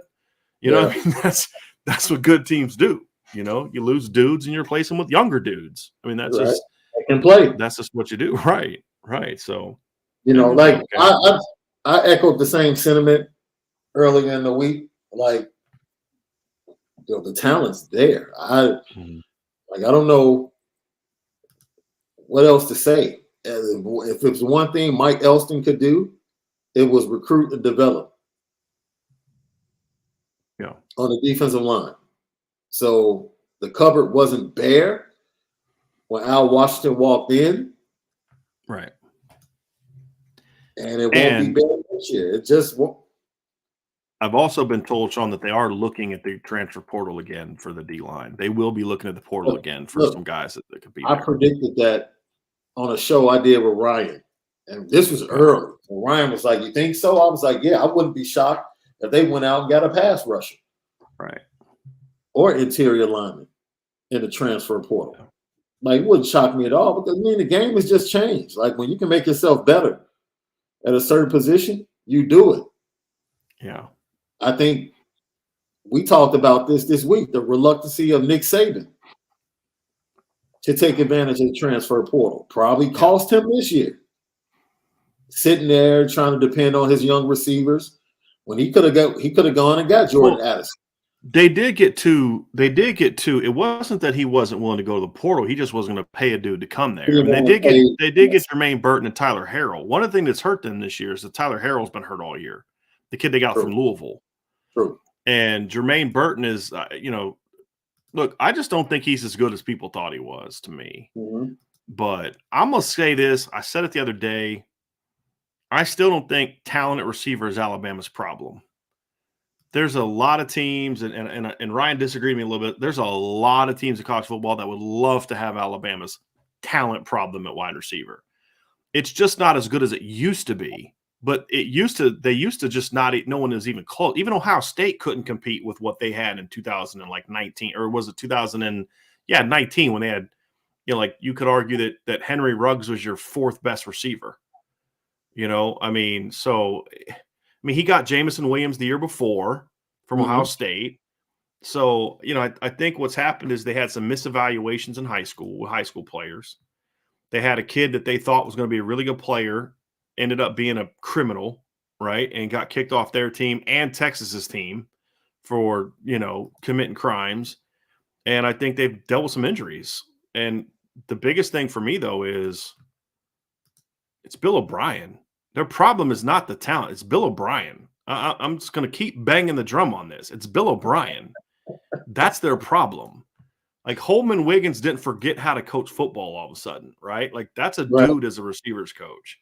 The problem's Bill O'Brien.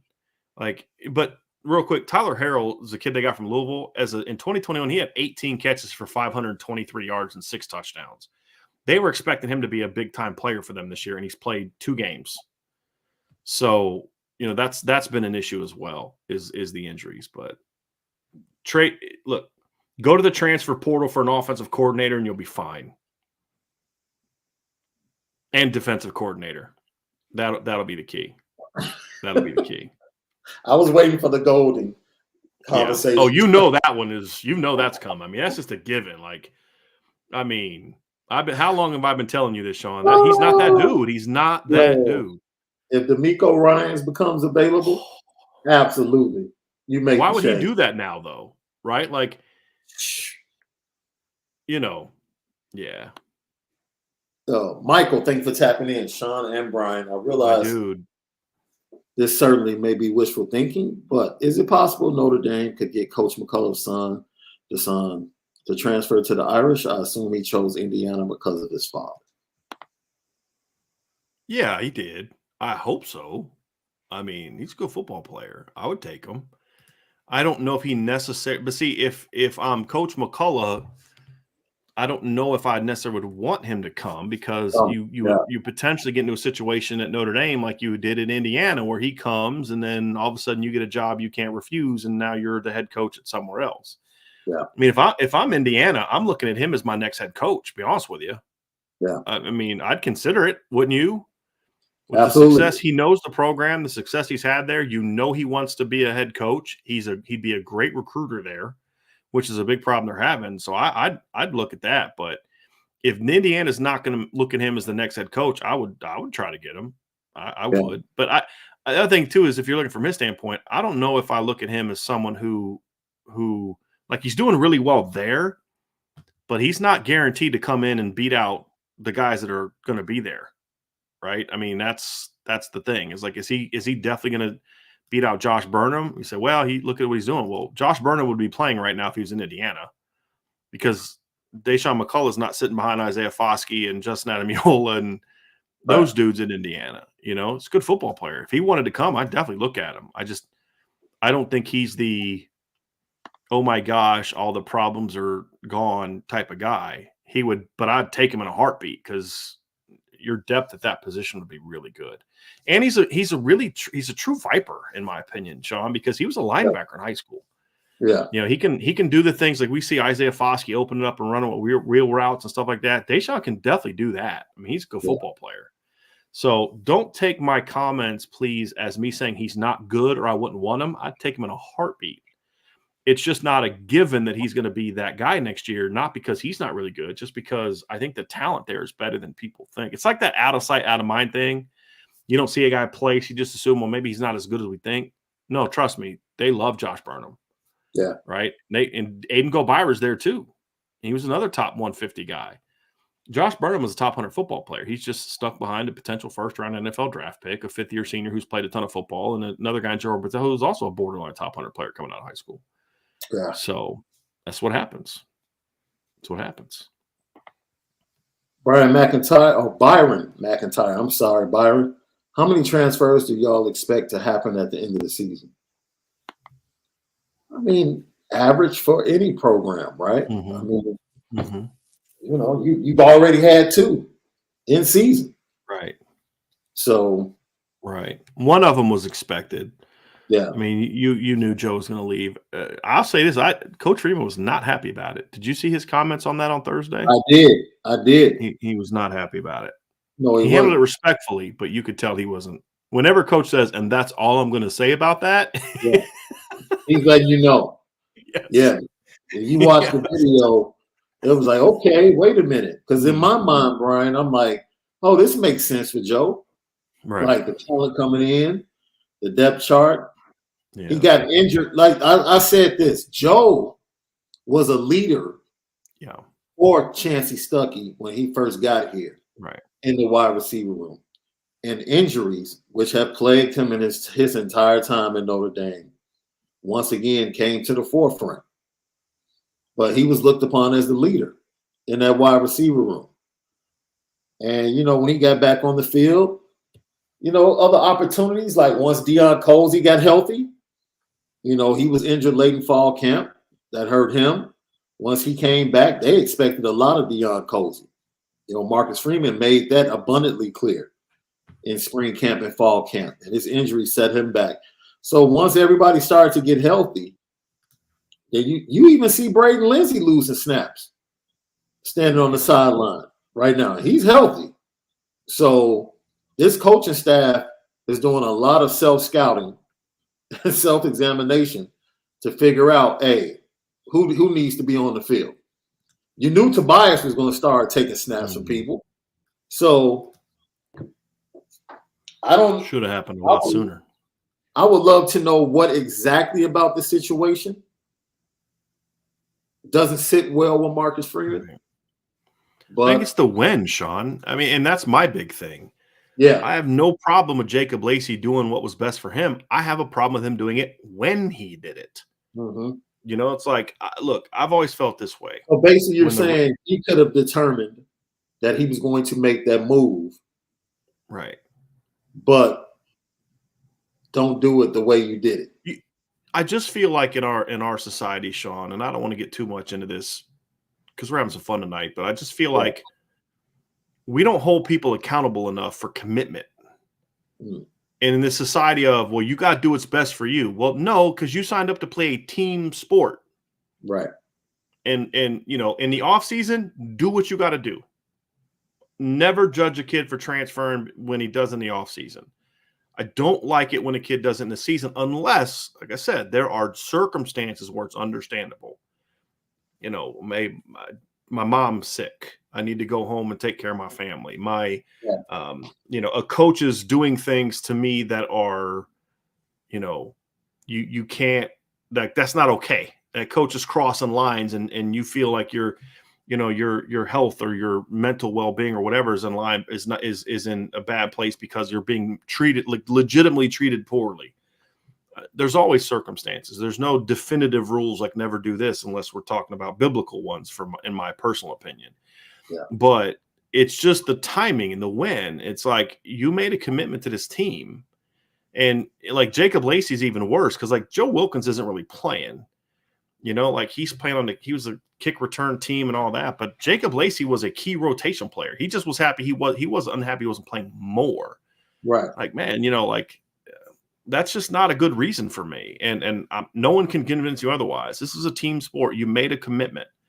Unless you're being literally mistreated, and when I mean mistreatment, I'm not talking you're not playing enough. I mean you're being verbally, emotionally, or physically being mistreated. Then you honor your commitment, and that's my thing. Is, you know, you got 3 games left. Yeah. You know, there's 3 games left in the season. Like, you know, you're walking away after everything you've gone through. You're walking away now. So there must have been something that happened. I just feel like Joe didn't wake up on a Tuesday and be like, you know what, I think I'm going to be out of here. Yeah. You know, like something had to have happened that he was like, bump this, I'm gone. That's it. Yeah. Yeah. So yeah. What that was, I do not know. Everybody, I see what you're talking about in the chat. Yes, that was a beautiful one-handed interception by Peyton Bowen tonight in the end zone. He's sick. Coming to a Saturday near you if you're in the South Bend. Yes, sir. Yes, Gino. Sir. I got Gino. Thank you for tapping in. Sean, who was that kid you were showing earlier on the show? We were going through film of Aeneas Williams out of Hannibal, Missouri, Hannibal High School. So Malik liked that, huh? Oh, man. Malik was like, yo. I'm like, yeah. Yeah. Yeah. He's good. He's a great kid. He's a great kid. Saw him this summer at Irish Invasion, Sean. He is a put-together young man and very, very twitchy. Not like a burner. He's not a burner. He looks a little bit faster on film because of the quality of the competition. He's not like a burner. He's faster than Kyron Williams probably was coming out of high school. But he is quick, explosive, great vision, and his feet are outstanding. Outstanding. He's a good football player. Bryan, when I saw the kid split out, going up, jumping over 2 defenders, taking the ball straight out of defenders' hands, I said, wait a minute. Mm-hmm. This is definitely, as his film says, the #1 all-around, all-purpose back in the nation. Yeah. That's legit. That's legit. Yeah. That's not hyperbole. No, I agree with it. I agree with it. Lucky Lefty Podcast, as always. Tap in with us, CFB Nation, in connection with Irish Breakdown.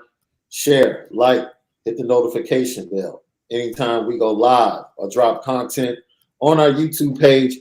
You will get the notification. Follow us at Lucky Lefty Pod on Twitter and Instagram. And then when you go to Apple Podcasts and Spotify, courtesy of CFB Nation, make sure you leave us all the stars you can. Love your comments. Give us 5 stars. Tell them you need an extra star. If we can get that 6-star, we would appreciate it.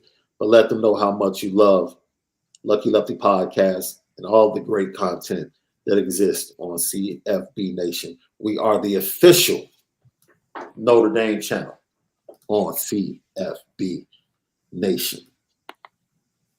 Let's see. I want to make sure I get all the questions. Here's another one. Yes, smash that like button. Thank you, my bro. We appreciate you. El Nino Brown, is Peyton Bourne on the same level as Caleb Downs, or are they 2 different types of safeties? They're very similar, actually. I think that Caleb can be more of a downhill alley guy if he needs to be, but he can play center field. Caleb Downs is an elite safety. If you would have asked me this question before the season, I'd have said Caleb Downs is the clear number 1 safety. Clear number 1 safety. Peyton Bourne is the clear number 2 safety.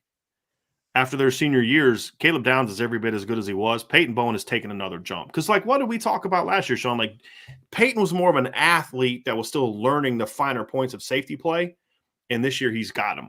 I mean, he's gotten those points. He's a much better. He's still an elite athlete, but he's more comfortable with the ins and outs of the position, right? And he's special. So I mean, there's those 2, like 1A, 1B, and then there's a drop off between. And there's some good safeties in this class. Like Texas has got a kid from Louisiana named Derek Williams, who's a really good safety. And so yeah, it's a good safety class, but those 2 kids are without question the best. And there's a lot of carryover in their game. There's some things Peyton's a little rangier and a little bit more. He can play over the top, a little bit more better in man coverage, a little bit more better. Like I just learned how to talk today. He's a little bit better in man coverage, where Caleb is a little bit more physical and can do more things like in the alley and things like that. But there's also a lot of carryover between their games too. So that's a good question. But yeah, those are 1A, 1B as safety for me. Yeah, and shout out to go ahead. I thought you were finished. No, I was just gonna say they're dudes. That's all. Yeah, 2023 having a great night in the playoffs all around the country. Drake Bourne and Andrean advanced to the semis tonight in the Indiana 2A class state playoffs. Drake Bourne with 2 interceptions tonight and a rushing touchdown in the first half. That's just the first half. They advanced to the semis. Whew, if you question good night's work. Good night's work. Heck yeah. Michael Rice, thank you for tapping in, Mike. Outside of Notre Dame, where do you guys think Deion Sanders, I'm assuming, will head to when he leaves Jackson State? Well, I don't even know if I'd assume that anytime soon. I think eventually he will. Yeah, not when soon. The right situation comes up. Who was this nonsense? He's going to go to Nebraska. Have you seen this? Can you see Deion Sanders moving to Lincoln, Nebraska? Come on, man. I can't. No. I definitely can't see that. I don't think that's happening anytime soon. But I think he's going to do one of 2 things, Sean. I think he's going to go to a reclamation project. Yeah. I think he's going to go to a reclamation project, or he's going to go to a big-time program. He's going to wait for a big-time program. And you and I have talked about this before. He's not going to Georgia Tech, in my opinion. That's just, again, this is my opinion. He's not leaving for Georgia Tech. He's not leaving for Nebraska. He's not leaving for Kansas. He's not leaving for any of those schools. He's leaving for a big-time program, in my opinion, or a reclamation project, big-time program, or like kind of big-time program, But he's leaving for Texas A&M. He's leaving for Florida State. He's leaving for that kind of job, not Nebraska, and why would he have to? He's a head coach. It's not like he's, got to learn to be a coach. He's a head coach, right? Yeah. And I know those programs are different size-wise and all that, but Deion's also a Deion, you know what I mean? Like, it's not like talking to boosters and money people is like some new thing for him, you know what I mean? Like, He's Dion, right? So that's how I see it. I think there are a lot of factors. I think he does want to coach his sons until they're done. I think he wants the pipeline and opportunities for kids in HBCUs, whether it be to the XFL, Canadian Football League, and the NFL, with all the tryouts that he has been building up that started at Jackson State, eventually going to a bigger venue. I think once that gets to a more stable situation, he'll be satisfied with that being one of his purposes for going to coach at an HBCU. You mentioned Texas A&M. That's where he started his coaching career in the state of Texas. He has roots there. So that would be interesting. We know the connection with Florida State. The Florida State connection is interesting because, in my opinion, Mike Norvell has a big game tomorrow against Syracuse. I think you're seeing the Florida State program get better under Mike Norvell, and that win against Syracuse would go a long way in continuing the trend. And if Mike Norvell can get – I wouldn't be shocked if someone tried to poach Mike Norvell. Yeah. But once he's got that program to a certain point, because that program was in bad shape when he got there. Like A&M in a couple years takes him, and then Dion steps in at A&M at Florida State, something like that. I could see. Yeah. I could see.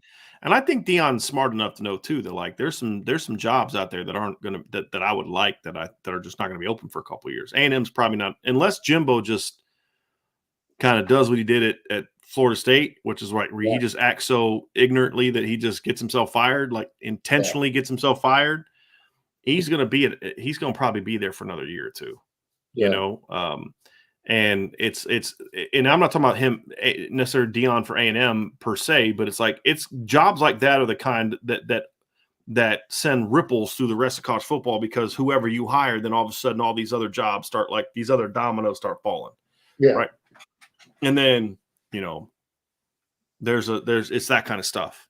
So and then there's just certain years where there's aren't a lot of good jobs open. Like this is not going to be a great year to be a guy like Dion looking for a head coaching job, because it's going to be the Kansases, the Nebraskas, the Georgia Techs. Like so many big jobs got filled last year. And LSU got filled. Notre Dame got filled. You know, so many jobs like that, you know, barring Saban walking away. I'll tell you one job that I could see Dion maybe making a run at, like now, Auburn. Because like, would you put it past Dion with the stuff that Coach Saban said about, you know, them buying Travis Hunter and all that, for him to say, okay, fine, I'm gonna come to your rival, I'm gonna beat you. You know what I mean? Like, I could see Dion having that kind of pettiness in him. I'm not gonna lie to you. I wouldn't predict it, but I could see it. The people at Aflac would lose their minds. Yes. If he went to Auburn and had that natural rivalry. Oh, yes. Aflac would lose their minds. They would love it. They would love it. It would be perfect. Gosh. Yes. It would be the perfect. Aflac Bowl. It's not the Iron Bowl anymore. They would pay money to have the naming rights to the Iron Bowl be the Aflac Bowl. Right. Or they would just call it the Aflac Iron Bowl. Yes. You know what I mean? It's like a new bowl game, right? Like you got your sponsor of the bowl game. Yes. Yeah. Yes. That would be fantastic. Yes. That would be fantastic. Yeah. Go ahead. No, I was gonna say the only kid of his that I think I could see him stand for is his quarterback son, because he's so close to being done. Yeah. But the rest of them will just go wherever he goes. Yeah. You know, I mean, like because of the one-time transfer rule. His daughter is on the basketball team as a freshman, like you said. She could just transfer. He went to, she would be on the squad. I mean, you know, that'd be part of the contract negotiations. Right. Like, my daughter's going to be on scholarship. She's going to get 15 minutes a game. Right. Right. Hey, Bryan, offensive coordinator, can you please help me understand how smaller schools seem to create consistently strong production from quarterbacks, yet at ND, it seems to be all too elusive? It's a great question, Michael. Number one, I think that Notre Dame is a different animal when it comes to the pressure that comes with that job. You know, it's a different animal than Ohio U or Miami of Ohio or Purdue or, you know, places like that. It's just a different animal. There's not, I mean, every single throw that Drew Pine makes is scrutinized. Like, you to this, and he knows that. Yeah. And his position coach knows that. And the more, there's how many Notre Dame podcasts and how many Notre Dame websites and how many, it's crazy. And that's number one. Notre Dame also plays much tougher competition week to week than, some of these schools, these kids at smaller schools. But, then there's the other stuff too, Michael, that kind of comes down to, I don't think Notre Dame's development of quarterbacks mentally and physically has been great, and some of the decisions that have been made, they've had some bad luck. Ever getting suspended was, let's say huge. bad luck. It was bad luck for the program. It wasn't bad luck for Everett. He made a choice, but it was bad luck for the program that he made that choice. Malik getting hurt against Virginia was bad luck for the program. And then how they handled that decision the next year was a bad choice that the program made that hurt them, that sent them down a bad path. Because Malik would have had 16 and 17. If they would have made that choice. And could you imagine I love Brandon Wimbush. That's my guy. One of the best kids you'll ever meet. Sean, you've interviewed him. Just an awesome young man. And his time would have come, but that'd have been Malik's team in 2017. Could you imagine Malik Zaire playing behind that offensive line in 2017? But they went a different way. Yeah. And they paid the price for it at quarterback. And, so there's been a lot of stuff like that, but I just think it's been poor development. It's trying to get too cute. Like these kids in these systems like you're talking about, Michael, they usually play in typical college offenses, like I'm watching Phil Longo call plays on Saturday against Virginia. And it looks like he literally wrote his plays on the back of a grocery store receipt that he's like, man, I need something to write my plays with. You guys got any paper? Right. I got this from Walmart, coach. And he just took the receipt and he's like writing his plays in the back. Have you seen that? And then he like stuffs it into his back pocket and you're like, he pulls it out. He's like, 3 heads of lettuce. Oh shoot, that's not it. Hold on a second. Not it. Let me get this right. Right. It's my to-do list for my wife. But like, and Tom Reese has got like this big old play sheet that, like coaches cover their faces with it. Like Tommy Reese's play sheet could like cover his face and like 2 dudes next to him's face. You know what I mean? Mm-hmm. So it's stuff like that. It's never one thing, Michael. And it's a lot of different things. And I think they've had some bad evaluations at time. There's Steve Angeli's a good kid and a good player, but there's some guys they could have had that. Yeah. You see Drew Aller up at Penn State. You could have had him. Sam Horn in Missouri. Kate Klubnik liked Notre Dame at first. And they just never really did anything with him, So, yeah, it's a lot of different reasons. But it's frustrating, right? Like, I get where you're coming from. And it's not just during this era, too. If we're being fair, like, there was other coaches that had issues kind of finding that guy, too, right? But if you look at between Jarius and Brady Quinn, there were some issues. Right? Like, yeah. So, you're trying to beat USC one year with Eric Chappelle. You know what I'm saying? Like, don't remind me. Yeah. I think it's just a phase. I think it's a phase that all it really takes is one. And most people will look at Deshaun Watson and they'll look at Trevor Lawrence and they forget about Taj Boyd, who was the one who really kicked the door in. Right. For those Clemson quarterbacks. So, you just need one.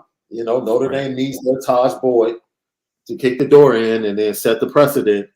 Right. And then hopefully, the quarterback room will go accordingly. Right. And go from there.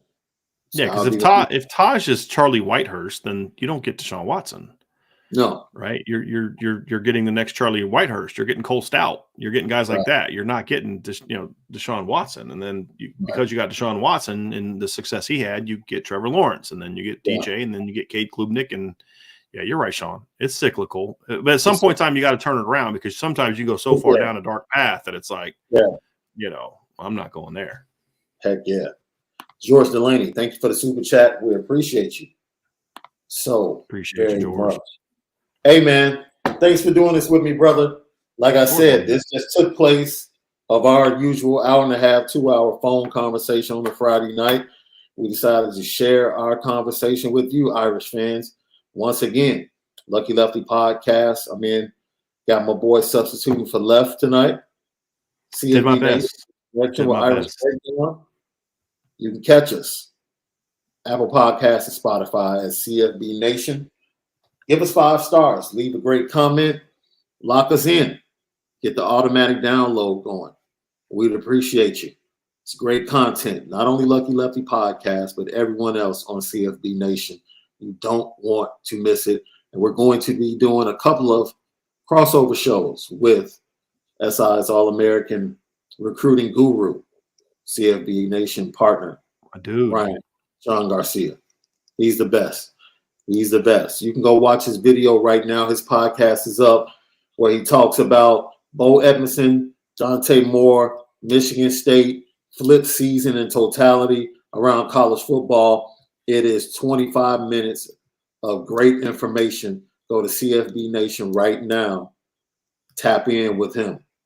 Great content there like that all the time. So, for my main man, Bryan Driskell, we hope you guys enjoyed this evening. You know, I tried to go into the KL. Yes, we will be live immediately when the clock hits double zeros. Yeah. Lucky Lefty will be live.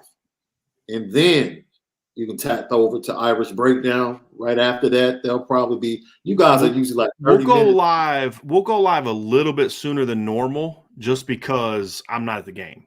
Right. So, but I do have a couple articles I'll get done. So we'll probably like 15, 20 minutes after the game. And then when you guys wrap up, you'll hop on with us. Yeah. With me and Vince. Ryan won't be on the post-game show tomorrow for us because he's driving back. But hey, Sean, you know the way our post-game shows, though, it's a 2-hour drive for him. So I say, you know, you may get back at the end of the show.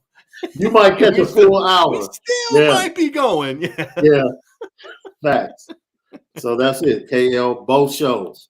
You can lock in. And if you miss us live, CFB Nation, Irish Breakdown, catch the podcast for both shows. So for Bryan Driskell, I'm Sean Davis. Get some rest. It's an early start tomorrow. And hopefully the Irish will have another great early start on the road, just like they did against Syracuse. I don't know if it's going to be the first play from scrimmage, pick 6. But hey, here's looking at Notre Dame getting an impressive win tomorrow and turning the corner. Get some sleep, Irish fans. We'll see you early tomorrow and after the game tomorrow on Lucky Lefty Podcast and Irish Breakdown for both post-game shows.